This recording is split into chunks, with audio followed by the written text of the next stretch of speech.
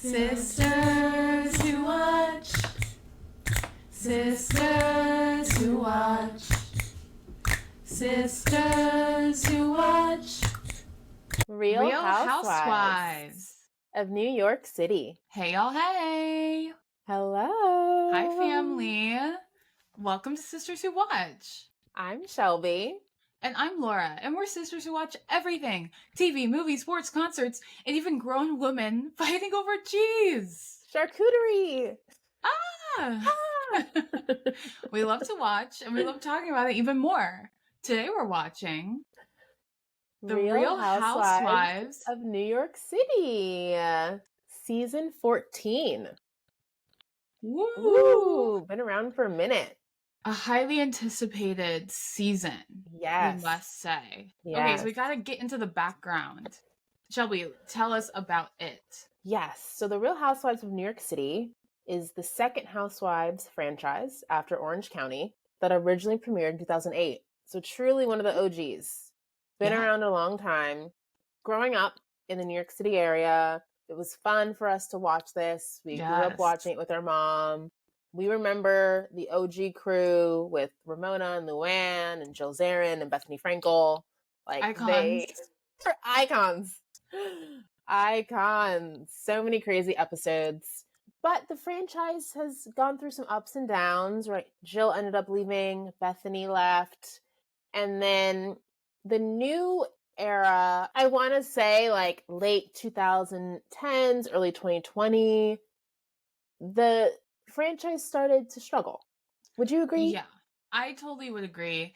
It's kind of, I think the last good New York City Housewives was when Dorinda left. I think that really hurt.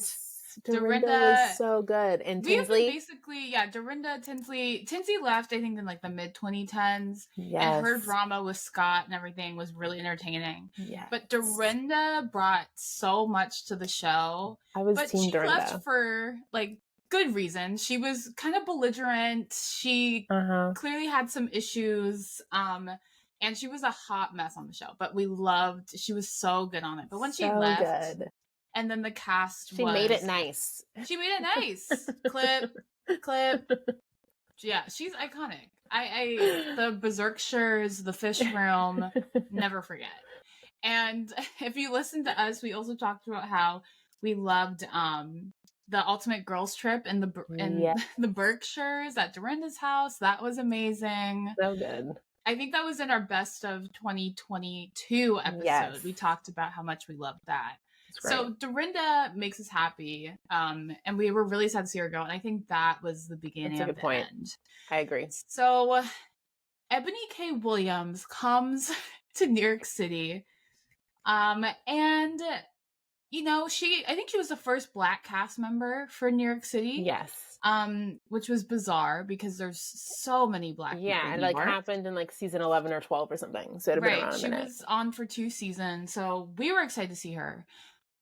But it was just such a strange dynamic. She's like a social justice warrior, right? Like her career is all about, you know, embracing her Blackness and like teaching people and educating, right?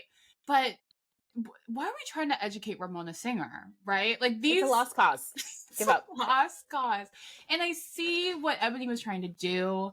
Yes. But her constantly talking about like the civil rights movement and like the Harlem Renaissance and just all these things. It's just, these women do not want to be educated, and it's just awkward and uncomfortable. But we appreciate what you're doing. Yes. But it was just so hard to watch. I could barely watch it. It was rough. And a lot of people felt the same way because season 13 was like the lowest rated Real Housewives of New York City season ever. Oh.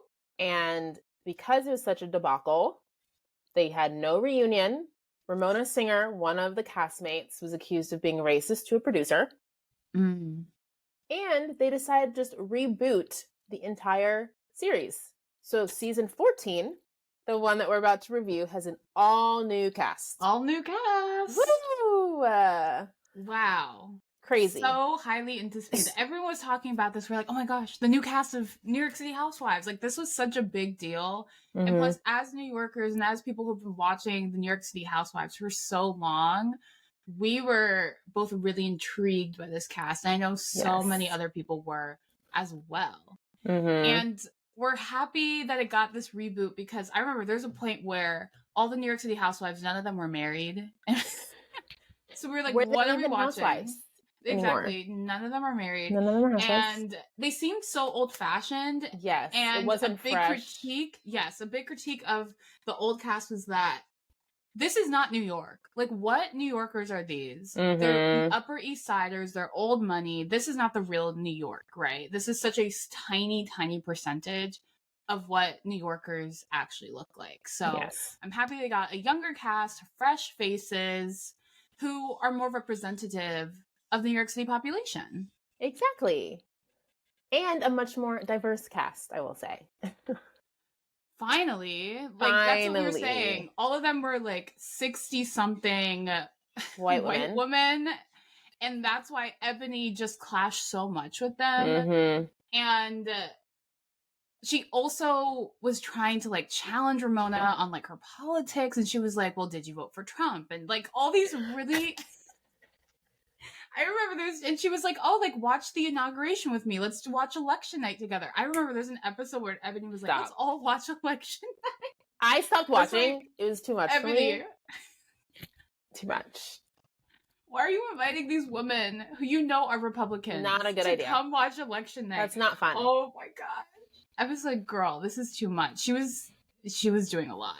I'm happy that she was, you know, trying to do the cause, fight for the people, but it was not good TV. So we got this fresh batch of people. Yes, a reboot of RHONY.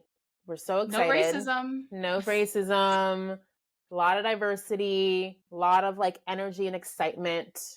Like a passion because most of the cast, I'd say, was like late 30s, early 40s. And you could tell like these women were hustlers. They were like very passionate and engaged. Had real careers. Going on. Yes, not like a jewelry line or makeup line. They were working jobs. Actually doing things. Because in the last one, you could tell none of them actually worked. Like no. None of them had real jobs. But these women, they come to the show with full-blown careers, which is cool to see. Okay, so the cast. Sai De Silva, Ubah Hassan, Aaron, Dana, Lychee? Doesn't matter. Aaron, Jenna Lyons. The Jenna Lyons. JFL. That's also, they also call her that. Jessel Tank and Bryn Whitfield. Those are the ladies. Right. Our new ladies. Okay, what were you expecting, Shelby, coming into this season? I was very curious. Like, they have these new women that are coming in with expectations, right? Because I do think Real Housewives of New York City, despite the issues from the latter seasons, are pretty iconic. Like, one of the more popular franchises.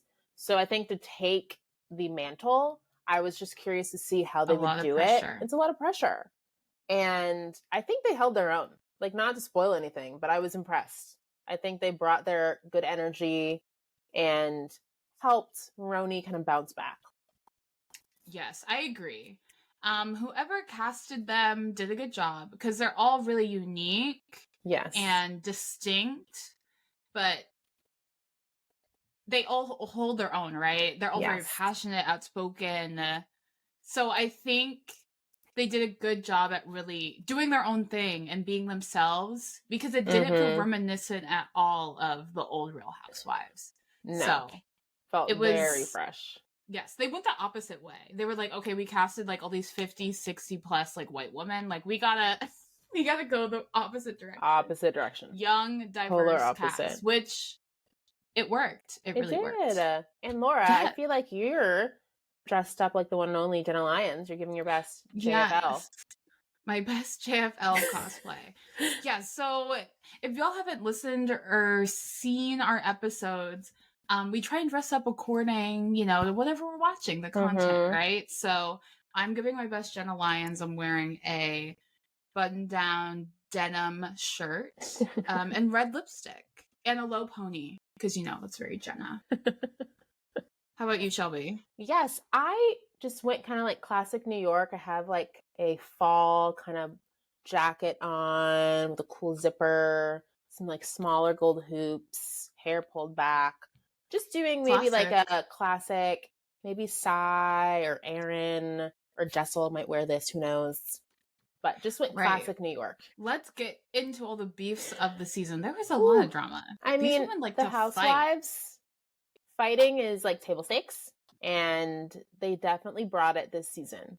I was here for it. As we mentioned in our opening, cheese was the first big drama of the season.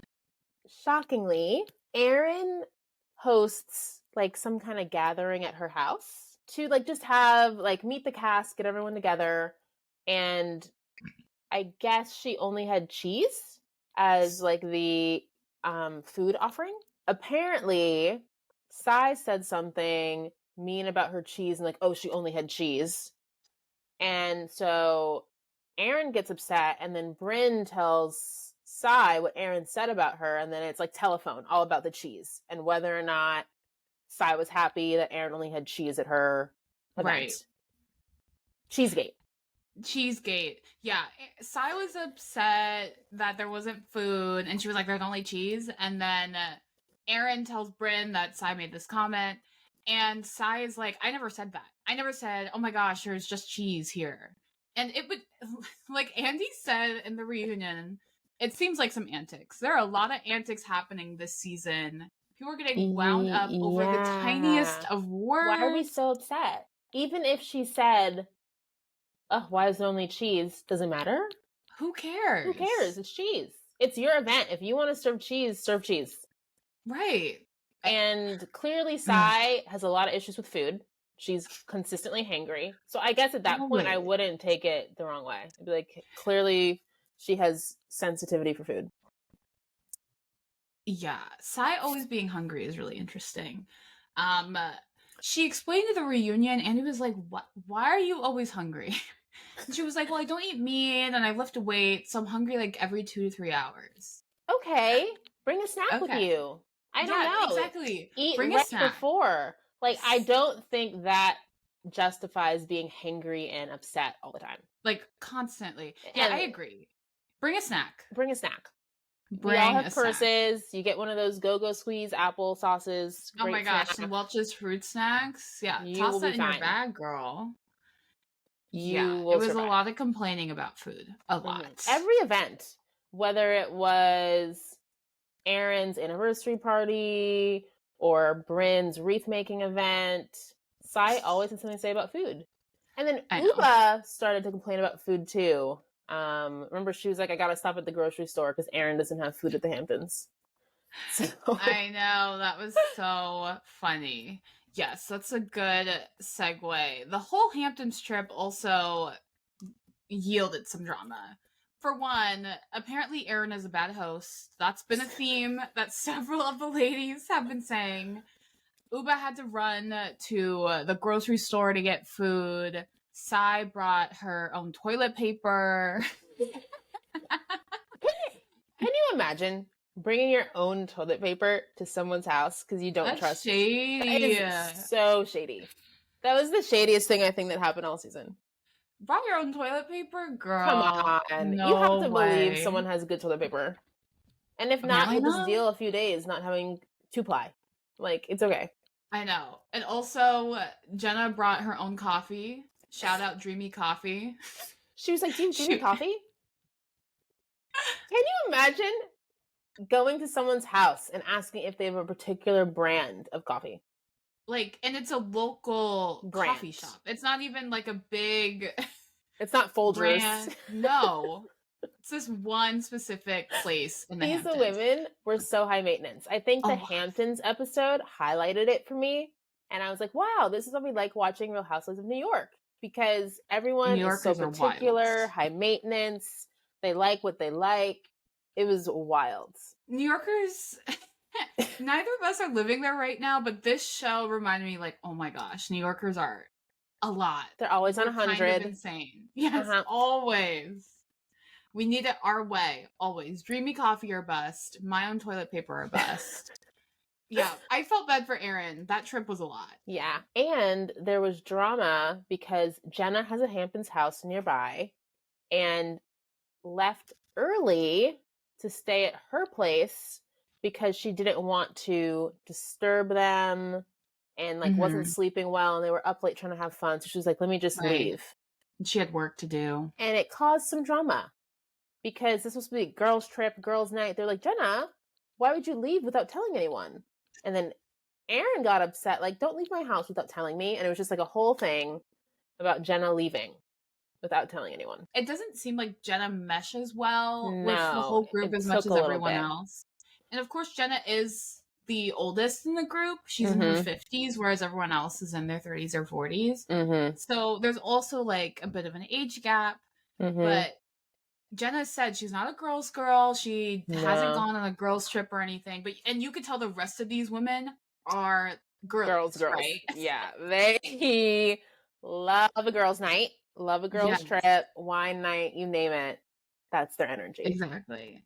So I think Jenna's not used to dealing with all these women who are like, let's snuggle and watch a movie and drink wine. And Jenna's like, I have work to do, so I'm just gonna go to my house. But they were offended by that, and she didn't expect them to be. So I think it was just a misunderstanding, but they were upset. I think these women throughout the season would go really hard and in on people. And for like what didn't seem justified to me. Like, yes, Jenna might not be a girl's girl. She's getting used to this. Don't like attack her for leaving early, and everyone attacked her. It was like very intense for what didn't seem like the biggest issue to me. I agree. Their reaction was an overreaction. It wasn't a lot of overreacting this season. You know, another little beef was between Jessel and Aaron. They seemed to butt heads a lot this season. Yes. And they got coffee in Aaron's neighborhood. And Jess was like, you know, Tribeca's up and coming. Craziest comment of the season. Anyone who knows New York City knows that Tribeca is not an up-and-coming neighborhood. It is like a very nice, fancy area of Lower Manhattan. It's one of the bougiest, most expensive. Very bougie. That's where people want to live. And Aaron works in real estate, so you could, and is from New York, so you could tell she was like shocked. She was like, Tribeca's not up and coming. Like, what are you talking about? And Jessel doubled down. She did. I was shocked. It seemed like a dig, being like, oh yeah, this area is so like cute, so up and coming. Yeah, the way she was talking about Tribeca. At this point, there are probably not many up and coming neighborhoods in New York City. Maybe parts of Queens or Staten Island, but I'm like, Brooklyn's not up and coming, you know? Like, nowhere's up and coming anymore. I don't know what you... Yeah, maybe parts of the Bronx. I also agree. Like, all of Manhattan, no part of Manhattan is up and coming, unless, like, you're going... But even Harlem is, like, super expensive now. Like, yeah, like, that's why I'm like, I really don't know what Jessel's thinking of. Right. Yeah, and now even I have a lot of friends who live in Queens post-grad. Like, now, because Brooklyn's too expensive. Yeah. All these young people are moving to Queens. So now that's getting more expensive. So no, very few places are actually up and coming. Yeah. Especially not Tribeca. It's probably the furthest away from up and coming. Yeah, and another big event was Aaron's anniversary party. Yes. Her and Abe were celebrating 10 years of marriage, right? Yes. Aaron had invitations or programs that had sponsors on them. And it became like a big discussion point because she had the logos of the sponsors on it and everyone thought it was a little tacky. Yeah, that was so yikes. It's giving, I think, red flag. I mean, hey, if you're getting people to fund your anniversary party at this like very fancy restaurant, amazing. Good for her. Yeah. Good for you. But I agree, don't put the sponsors' names and logos on your invite. Yeah, that was strange. I agree. Right? Especially, it's like your anniversary. Yeah. And typically like parties aren't sponsored like that. Yeah. No. It's like having your birthday party sponsored. Like, that's kind of strange. Yeah. And Another thing that happened at the anniversary party, Bryn was talking to Abe, being like, well, let me know when you get divorced, ha ha ha. And then Aaron was like, afterwards, you were flirting with my husband and you joked about us getting divorced. And she was like, I was not flirting with your husband, Aaron. I never said divorce. Right? Then they roll the clip and she says divorce multiple like times. 3 times. Delusion. That's the real D word, delusion. Everything about that is delusional. Gate. Bryn is such an interesting character this season, and I don't know in what world where that's not flirting. She was like, I was not flirting with her husband. It makes me think that she thinks she has a pass because that's her personality. That's her MO. Mm-hmm. Oh, I'm just flirty by nature. So when she flirts, she's like, oh, it's not the same. Like, if I'm flirting, I'm like all over you or kissing you. It's like, no, girl, you are just like a walking, living flirt. Yeah. And that doesn't excuse you from behavior like this. And it seems like all the girls were like, oh, that's just how Bryn is. It's like, that doesn't mean it's okay. It's insane to say that in general, but then at someone's anniversary party, it's so distasteful. So disrespectful. That's so disrespectful. Like, come on. I'd be mad too. You don't say that. And even if it's a joke, like, clearly, was Bryn being serious? No, but still, like, it's not don't funny. Say that. We do not want to invoke that, right? That was not okay. We want positivity. I would be upset. Literally. And, of course, Sai was unhappy with the food options. So she left the anniversary party early to get food. And she didn't say bye to Aaron. She didn't say bye. So Aaron got upset about that. Sai and her hangriness causing all these problems. Sai. We got to get into this Anguilla trip because trips on Housewives are always messy. I'd say New York City particularly has a really bad history. Infamous. Laura, do you want to mention some of the infamous trips? Well, one that lives like rent-free is their trip to Colombia. You know that trip. Remember, like Tinsley organized it. She was like, I love Colombia. And Colombia's gotten a lot trendier recently. A lot of people are going. But this is like mid-2010s. And these women are like, Colombia? Like, Ramona and Luann, Sonia, they were like, why are we going here? Gosh. And they were on like the boat ride from hell, as it's called. And they're all like screaming and about to get tossed off this boat. It was so funny. And they all like had food poisoning. They all were sick. It was hilarious. They're like, that was one of the worst trips we've ever been on. And then, oh my gosh, like a throwback. Remember Scary Island? I think it was one of like the early seasons where Kelly, Ben Simone, the model, and Bethany have like a huge fight. Go to sleep! Yeah. Just thinking about it, I'm laughing. Like, that was the craziest trip. So yeah, RHONY has a great history of crazy trips. Yeah. So... Oh, remember they went to Tequila, Mexico? And they went on like a bunch of tequila tastings.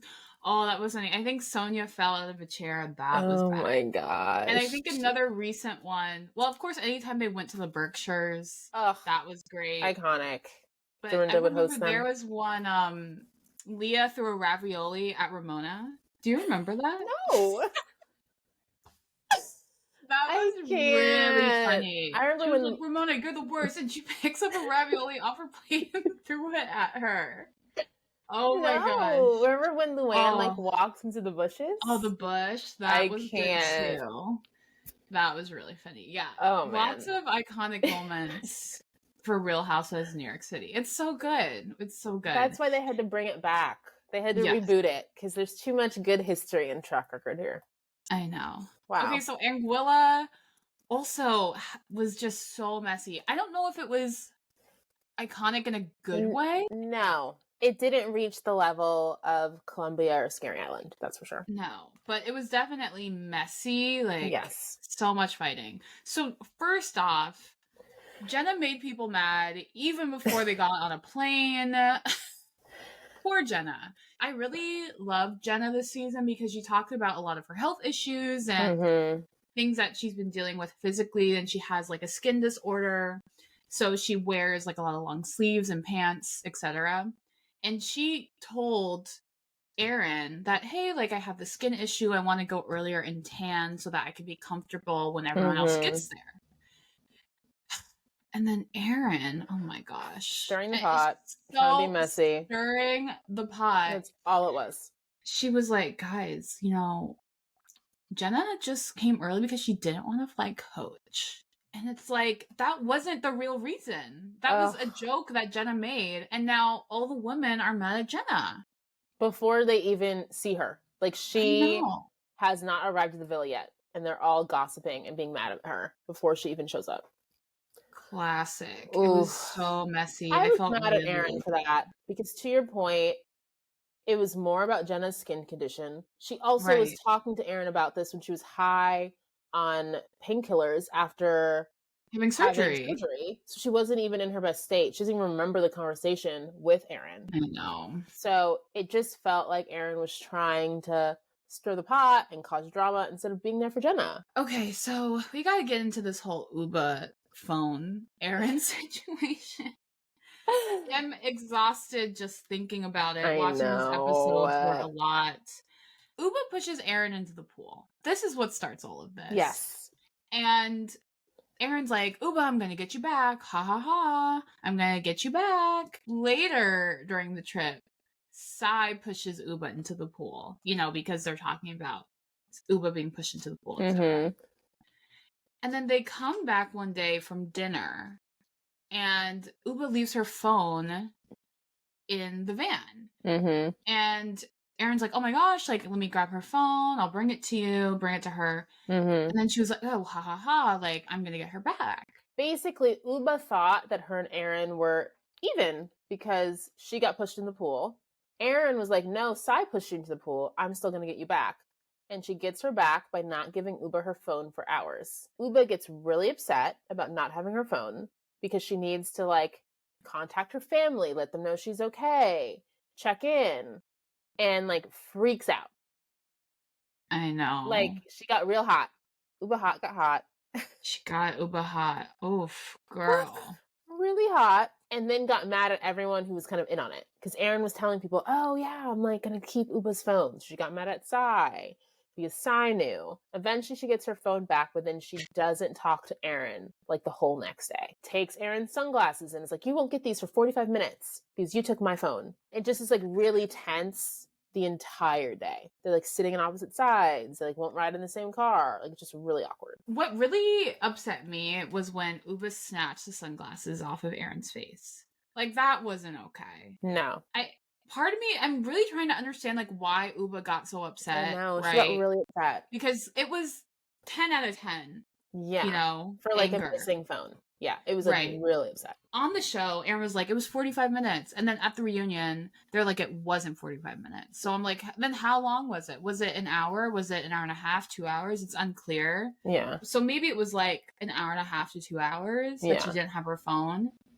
And they were also trying to, like, break down the text that Aaron sent. Kind of like what Andy was saying. I think I agree with him. She implied that she had her phone in the chat. Aaron said, oh, well, I texted Jessel that I had your phone.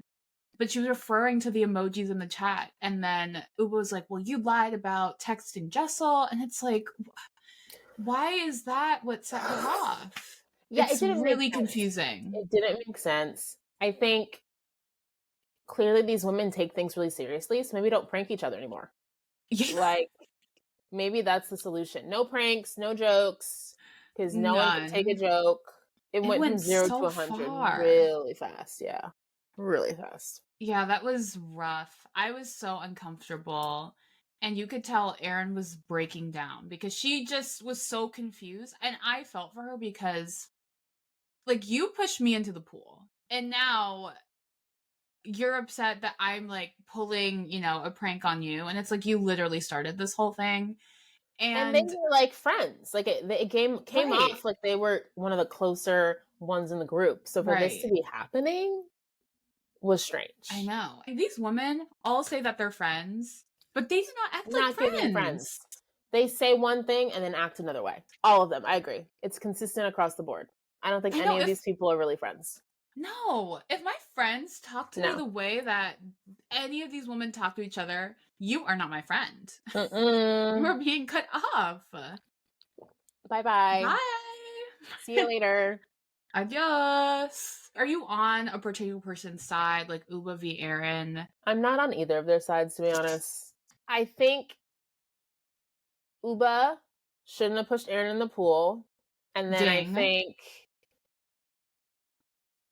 Aaron should have been like, oh, Sai pushed in the pool, it's fine. But then she's like, no, I didn't push her. I gotta get her back. Takes the phone. Like, we don't know how long it was, but if it was like a couple hours, like, give back the phone, you know? Mm-hmm. And also, like, not everyone understands, like, emojis. So, like, yes, you say you, like, implied by with, like, the thinking face emoji or whatever. Just say, I have it. Or, like, go to Ubah, like, here's your phone, Yeah. sorry. They were all kind of, like, playing around it. It's like, no, let's just, like, be clear. I know. So I do think they were both in the wrong at points. But I was more upset, to your point, with Ubah's reaction, because it was, like, really intense for what didn't seem like that big of a deal. It's really hard as a viewer to understand where she's coming from. So I think it seems like an overreaction, but she completely owned it. She was like, I don't regret anything. I'm not sorry for what happened. Yeah. So she was like, yeah, Africans get mad, like stuff like that. So I was like, okay, girl, like, you do you. You do you. And she was like, I told y'all that I can get hot. And they were like, you did. They were like, you did say that. We just weren't ready. I was not ready. I was not ready for Ubah hot. I was not. No. So now we know, don't mess with her. Don't mess with Ubah. She'll come for you.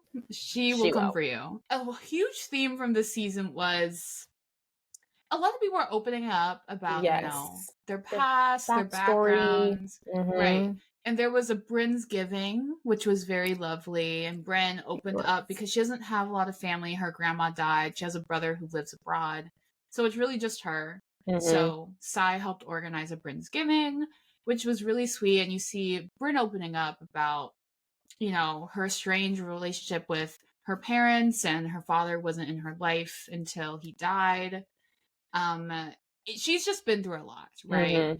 And we see Sai opening up about her mom being an alcoholic throughout the season and her really rough upbringing as well. So some of that happens during Anguilla because they're just having conversations.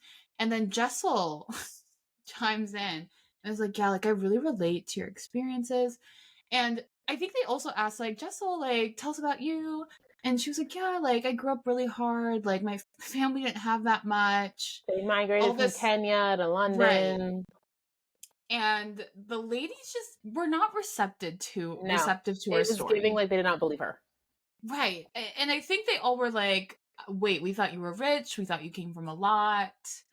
And Jessel was giving a completely different story and she doubled down, even at the reunion, saying, I came from nothing. Like, she said that. Right. And saying you came from nothing, that's a very strong statement, especially when you hear Bryn and Sai's story.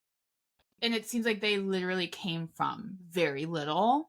So for Jessel to be like, I came from nothing. My parents came from nothing. I could see how that's like very like triggering or upsetting to the other ladies. In Anguilla, they continued to ask Jessel about her background, and she was doubling down. And Sai screams, I want to know about you, not your parents, not your rich uncle. No, you. It was very intense. And it was basically Jessel versus Sai and Aaron because they were so skeptical of her story that they kept pushing and asking. At the end of the day, if that's how Jessel's going to tell her story, you just got to believe it, right? Like, you might be skeptical and not believe that she's saying she came from nothing, because she does give off like a bougie Londoner. Very. And maybe that's just her energy. Like, if she's saying she came from nothing, like, you gotta believe it. Or you just have to listen and be like, I don't believe it, but I'm not gonna say anything anymore. I'm not gonna challenge anymore. Let her live in her Delulu. Let her live in it. Like, we can't stop her, change her mind. If she thinks she grew up poor, like, let her think that. Why is there the struggle Olympics, right? Yeah, Like we talked about this on don't other need podcasts. to compare or We're not trying fight. to outcompete each other. No. From Jessel's perspective, her family may have struggled, and Mm-hmm. that's fine. It's not the same struggle as Sai growing up with an alcoholic mother, right? And then having to leave home. It's not the same as Bryn, who had to grow up with her grandma and then like met her dad later in life and he died young. And it's not the same as Jenna, who Yeah. Had a mom with had a mom with Asperger's. Asperger's. Like, right? Like, those are all very different stories. And that's okay. Like, we don't all need to have like a super intense sob story as our background. And even if you do, you don't have to say, oh, Sai's story is harder than, Bryn's. Like, we don't need to do that. Yeah. It doesn't matter. I want to know about you. I want to know about That you. might be the line. That and Tribeca's up and coming might be the Yeah. lines from the season. That's a good segue to talk about Jessel's husband, Pavit, who is another very controversial figure this season. But the main thing is this banh mi. Pavit's banh mi, flying for points, going to Vietnam. Okay, Jessel v. Aaron and Sai. Let's get into it. Yeah, so Jessel, again, having issues with Aaron and Sai. They did not get along well. Jessel trying to, like, open up as well is like, yeah, Pavit and I aren't, like, having sex. We haven't had it since I had the babies. And, he's going to go on a trip for himself to Vietnam, but just to use points. And he's only going to be there for, like, a day to get a sandwich. And she's saying all these things. And I'm not going to lie, if I was hearing that, I'd be really skeptical as well.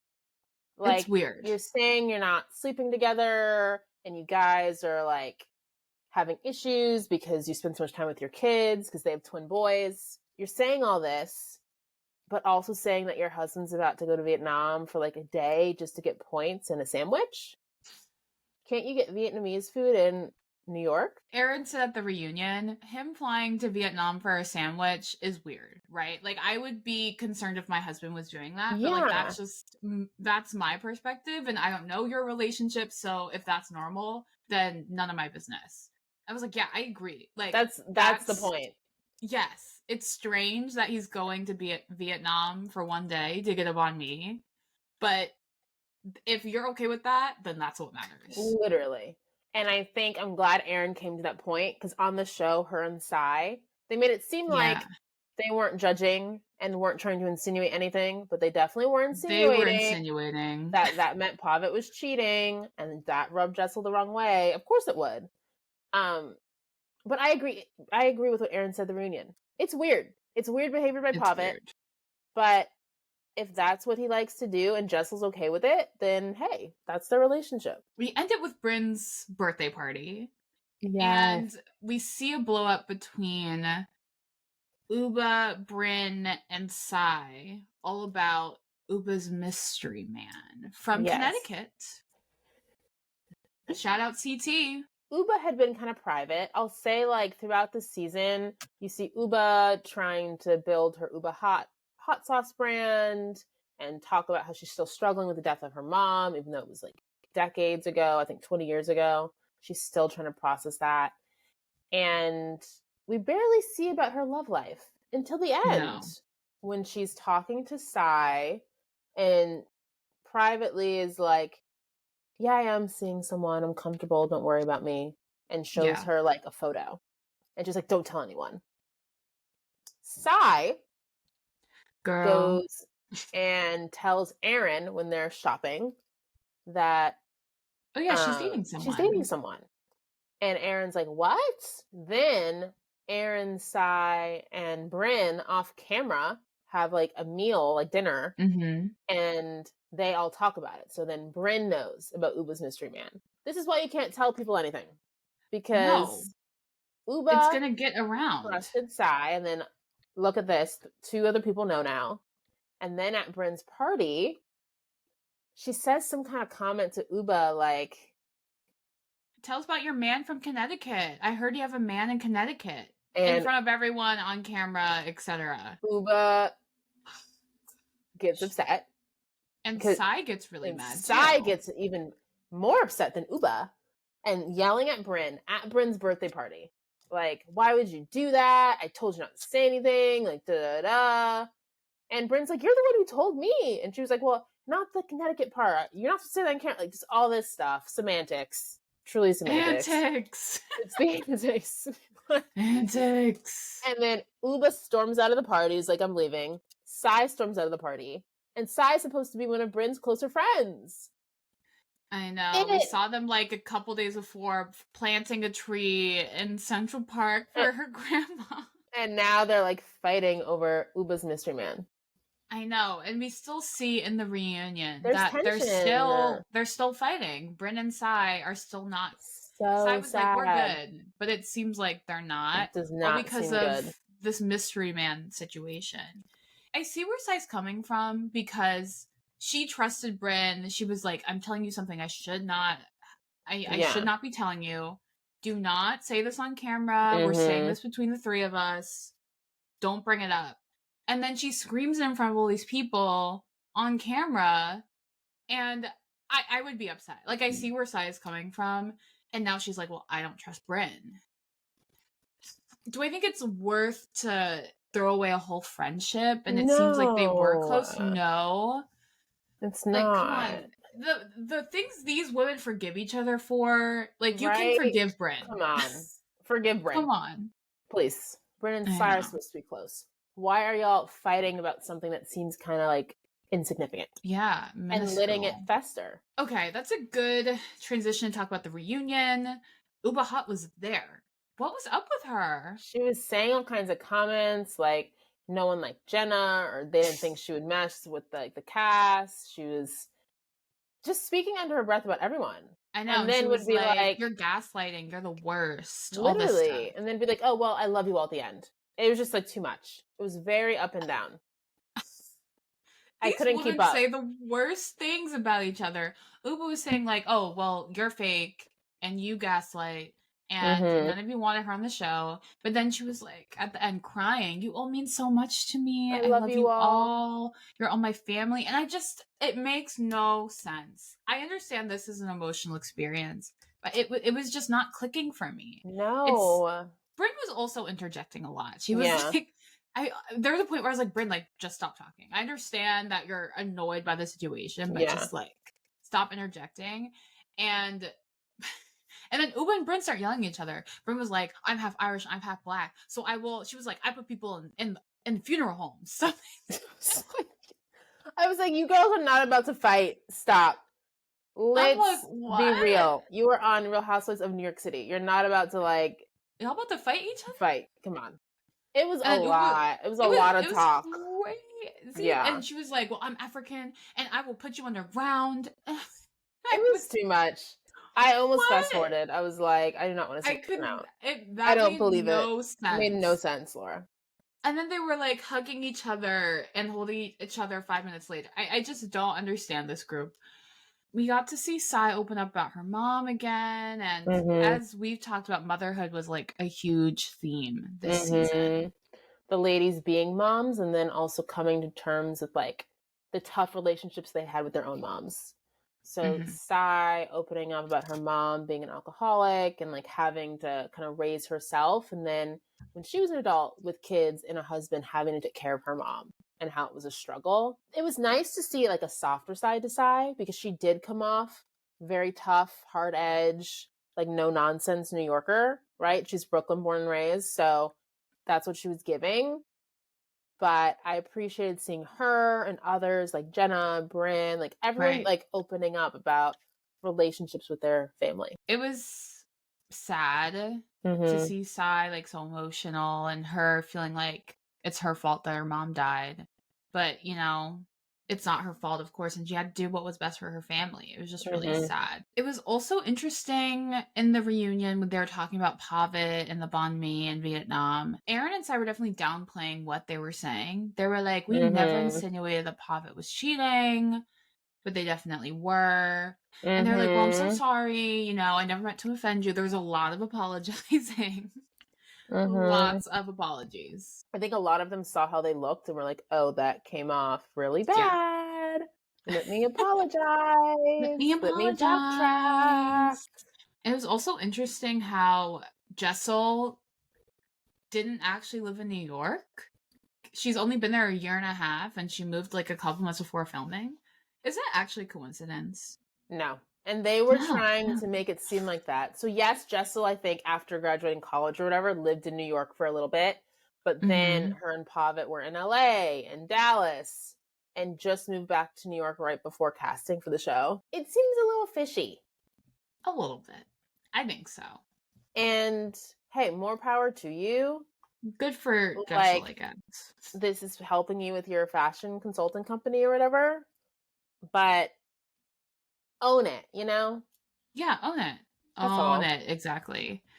And Jenna said that Brynn had the best fashion at the reunion. Huh. Don't agree. I didn't like her reunion look. No. What was that? She said she was going for like Mayflower, right? Or like sexy Pilgrim. Girl. That should never be something we're going for. No. I don't think sexy Pilgrim is the style we want. No, and there was like that white lace circle in the middle of the dress. I didn't get it at all. No. Yeah. Who had your favorite look at the reunion? I actually think Jessel looked good. And I, to be honest, have not always loved Jessel's looks, but I thought she looks like one of her better looks. I think I liked Sai's outfit the most. I think Sai always looked good. That's why I thought Jenna would say Sai, but maybe that was the obvious answer. I know. She's the influencer. Like, I just never know what Brynn's gonna serve. Like, I never know what to expect with her. And she's right. I never know what to expect. She always does something unique. Always. Okay, so let's get into our categories. Yes. Shelby, who this season or what on Real Housewives New York City did you love to hate? To be honest, most of the housewives, the cast. 5 out of 6. 5 out of 6. They were all really difficult to understand or root for at times. Yeah. And like Sai, right, she's a boss. She has a great story. She lives in this cool Brooklyn brownstone with her husband and kids, and she's an influencer, but she's also hangry all the time. And like being really tough on people and combative. Yeah. And then you have Jessel, also like a fashion boss with her like 2 kids living in a nice apartment, but saying the most questionable things. Like Tribeca's up and coming. And she had that list of all the things that Aaron said. Having a list of all the bad things Aaron said to her, kind of like a burn book. And then Brynn, I thought she was maybe the most fun, but her like, oh, I'm so sexy. I've had 3 fiancés. I love Abe. Ha ha ha. Like that was too much for me. Divorce. Like stop with the game and your baby voice. And like, oh, I'm so sexy. Like I just, it was a lot for me. And it was like she was playing a part because clearly I think she's been through a lot. Maybe that's just how she puts on a front. But interesting. Yeah. It was too much. Her tagline is like, make me mad and I'll date your dad. And I think that's a persona. Like, I don't think that's generally how Brynn wants to live her life. She's like, I do want to get married and have a family. But she's put on this, I'm just so sexy and I date whoever. Like, I'll date your dad. Yeah. And that voice, it's too much. I will say, I like how she came to terms with the fact that she's a Black woman. You know, as a biracial woman, it was good to see that. Like, see her getting her hair done. I did appreciate seeing that side. But the whole, like, sexiness and baby voice is too much. I totally agree with your take so far. Aaron, we're going to throw in there. I feel like with the other woman, I find some kind of likability. I struggle to find some likability with Aaron. She works with Frederick, you know, in real estate. Yes. So, love Frederick. But Aaron, she's like, I'm a real New Yorker. And I'm like, are you a real New Yorker? Giving like you grew up kind of wealthy. Yeah, she's like a rich kid New Yorker. You went to like the Hamptons. She grew up going to the Hamptons. Husband also has like a family Hamptons house. Like it is giving a type of New Yorker. Right. But not the everyday New Yorker. Right. No. That's like a very specific kind of New Yorker. And it felt like she was trying to be a bit more relatable. It was like, I'm a real New Yorker. And I'm think like, so. to me, a real New Yorker is someone like Sai, right? Who like grew up in Brooklyn, Yes. Low income, like really from the streets. And then she made it and she bought a brownstone in Brooklyn. Like that to me is giving real New Yorker. But Erin was like, I'm a real New Yorker. And she for just me, kept it's hard stirring to the pot. That was my issue with her. She was very stirring messy. the pot. And especially when you're very sensitive yourself. Like anytime someone like kind of came for her, something about her, she got really upset. Right. So like stop stirring the pot and calling people out. If you can't take the heat. I totally agree. And also, she has previously donated to the Trump campaign. Red flag. So that's all I need if you needed another reason to not like Erin. No. And she doesn't have enough food at her parties. I know, and she's a bad host. You can't forget that. Erin's a bad host. She donated to Trump. Yeah. Oh my gosh. Too many red flags. Too many red flags. She seems like she's more of a hate to hate. I know. Maybe we gotta move what we're her saying out of this category. But yeah, Erin. Apparently she's apologized for donating to the Trump campaign. But interesting. Too late. Literally too late. Too late. So our last cast member in Love to Hate is Ubah. I want to love Ubah so bad because she's fun and she dresses great and she's a model, right? And she's like just a stunning Black woman. Right, a stallion. We love stallions, this fellow tall woman. Yes. But she just was like too up and down. Too hot. Too much. Too hot. You gotta bring the Ubah hot down just a little bit.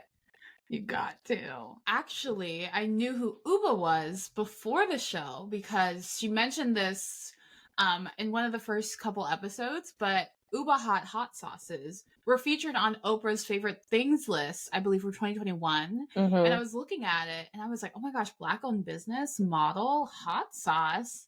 Sounds perfect for Shelby. Shelby likes it hot. She loves spicy food. So I was like, I got it for Shelby as a Christmas gift. Look at that.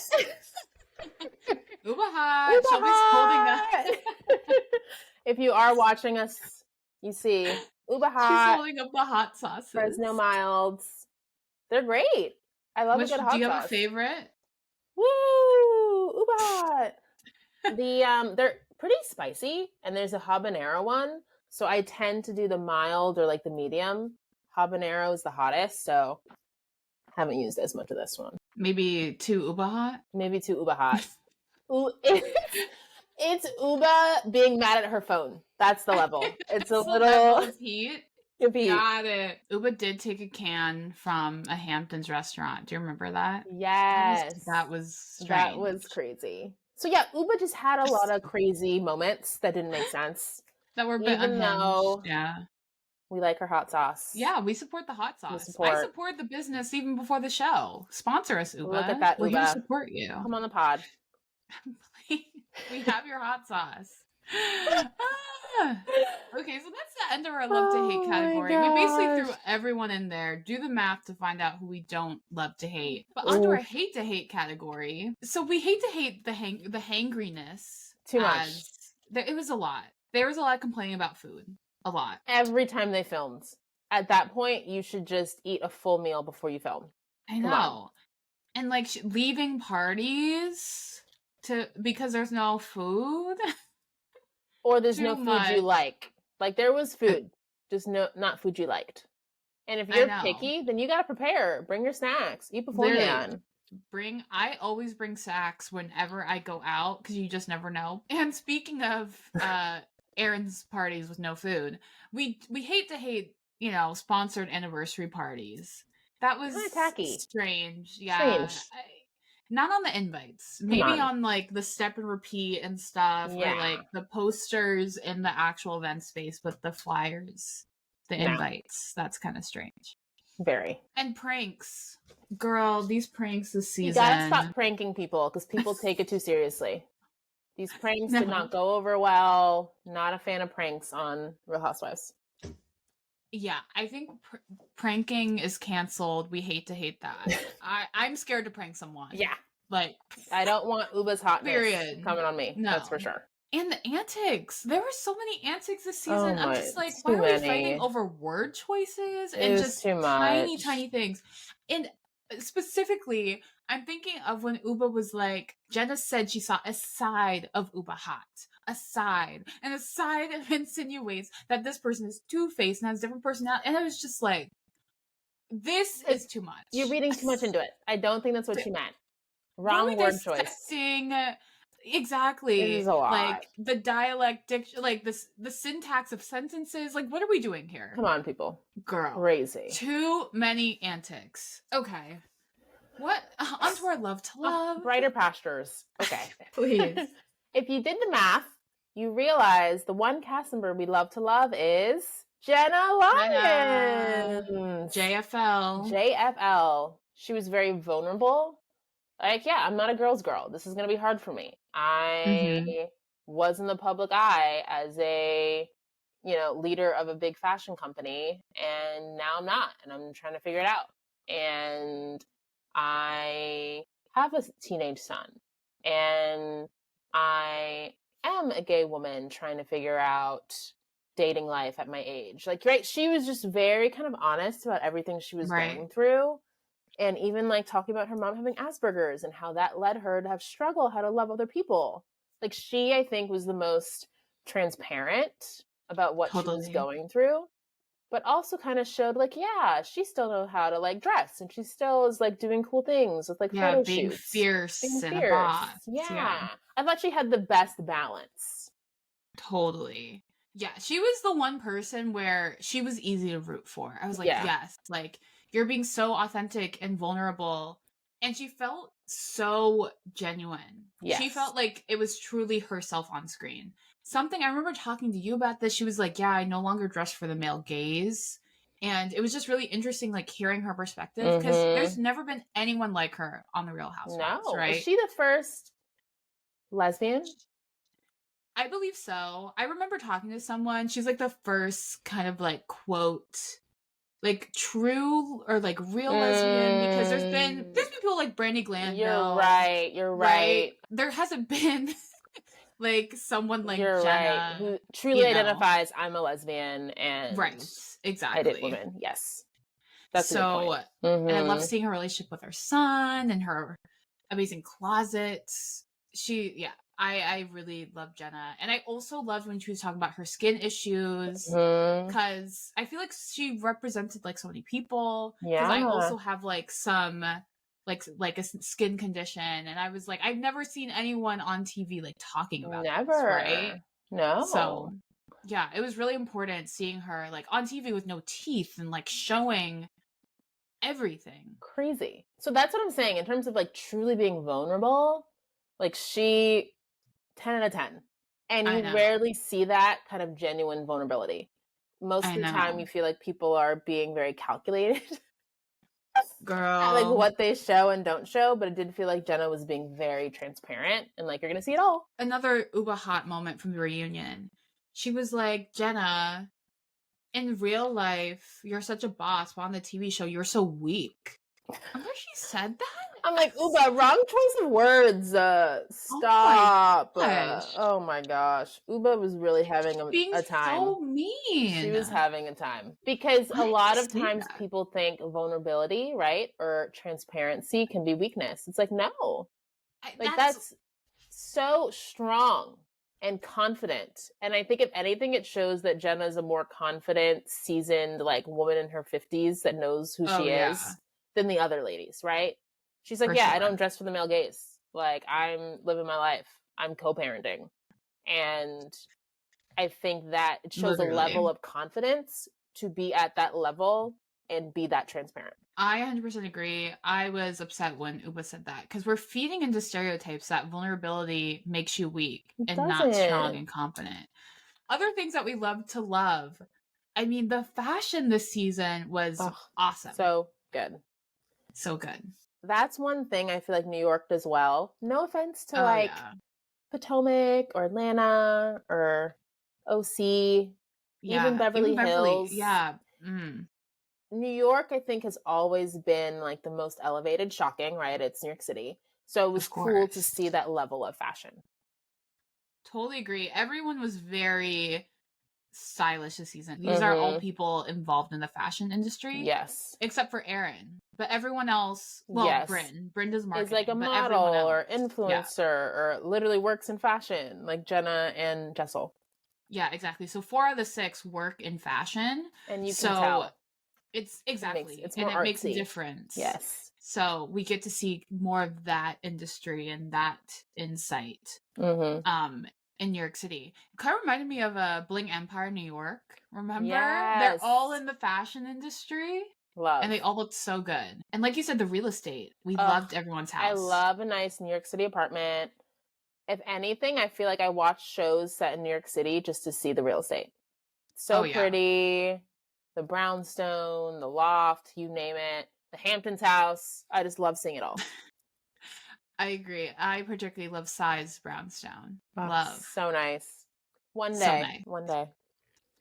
And as we talked about, the diversity this season was super refreshing. We've never seen a cast like this ever. No. The fact that there's 3 Black women on the cast, 1 Dominican, 1 biracial, 1 African. Jessel is Indian, and Erin is Jewish, and Jenna is a lesbian, right? Like, and what is happening, Bravo? Love it.